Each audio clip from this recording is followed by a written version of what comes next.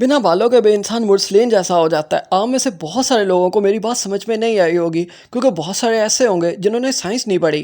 ताया मुर्सलीन के सर के ऊपर जब सूरज की शवाएं डायरेक्ट पड़ती है तो उसका दिमाग सोया ही रहता है, इसीलिए उसे बाप की बात समझ में नहीं आती। बाप आके क्लियरली उसे बताता है, जो काम मुझे 2000 साल पहले करना चाहिए था वो मैं आज कर आया हूँ। मुर्सलीन बाप से पूछता है, अब्बा आप क्या कर रहे हैं? अब्बा जान बताते हैं, मैं घर आधा पादा कर आया हूँ। लेकिन ना, मुर्सलीन को बात समझ फिर नहीं आती। वो फिर पूछता है, अब आप कर क्या आए हैं? जिस पर मुर्सलीन की बीवी उसे बहुत प्यार से समझाती है और बताती है, ओ चवला तेरा प्यो अद्धा मकान अंश से ना लाया।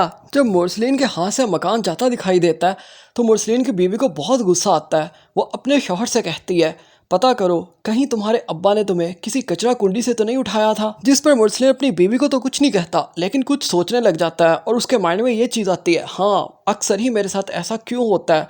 आज मुझे पता चला, जब भी मैं किसी कचरे के ढेर के पास से गुजरता हूँ उसकी स्मेल मुझे क्यों अच्छी लगने लगती है, उसके अंदर मेरा जाने का क्यों दिल चाहने लगता है। ये आज मुझे मेरी बीवी ने बताया कि मेरा अब्बा मुझे वहीं से लाया। अगर आप पाकिस्तानी ड्रामास की रोस्टिंग, रिव्यूज़ और प्रेडिक्शंस चाहते हैं तो काइंडली हमारे इस चैनल को ज़रूर सब्सक्राइब कर दें, वीडियो को शेयर और लाइक ज़रूर करें। ताया मुर्सलीन को पता चल जाता है जब उसका बाप उसकी बहन अंश को लेकर चले जाते हैं कोर्ट रूम के अंदर, क्योंकि वहाँ पर उसका एक दोस्त मौजूद होता है जिसका नाम जलाल होता है। वो बता देता है मुर्सलीन को कि तुम्हारी फैमिली कोर्ट रूम के अंदर मौजूद थी। लेकिन जब अंश लोग घर आ जाते हैं तो ताया मुर्सलीन तब भी इंक्वायरी शुरू कर देता है और पूछता है, हॉस्पिटल से डिस्चार्ज हुए आप लोगों को 5 घंटे हो गए, आखिर आप कहाँ चले गए थे? मुझे जलाल ने बताया तुम लोग कोर्ट के अंदर मौजूद थे, हॉस्पिटल से तुम लोग कहाँ चले गए थे? खामोश होकर मुर्सलीन की तरफ देख रहे होते हैं कि एक तरफ तो ये खुद ही कह रहा है कि तुम लोग कोर्ट के अंदर मौजूद थे, दूसरी तरफ हमसे पूछ रहा है कि तुम लोग कहाँ चले गए थे।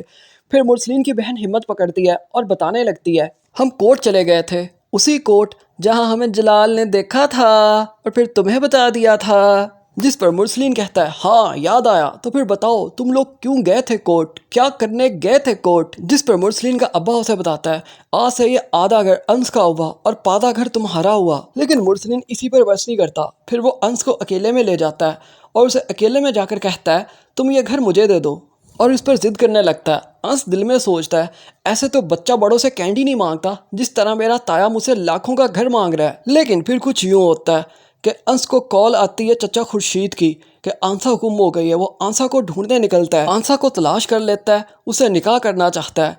लेकिन लड़के की शादी इतनी आसानी से थोड़ी होती है, उसे वो ही आधा घर हक महर में देना पड़ जाता है आंसा को।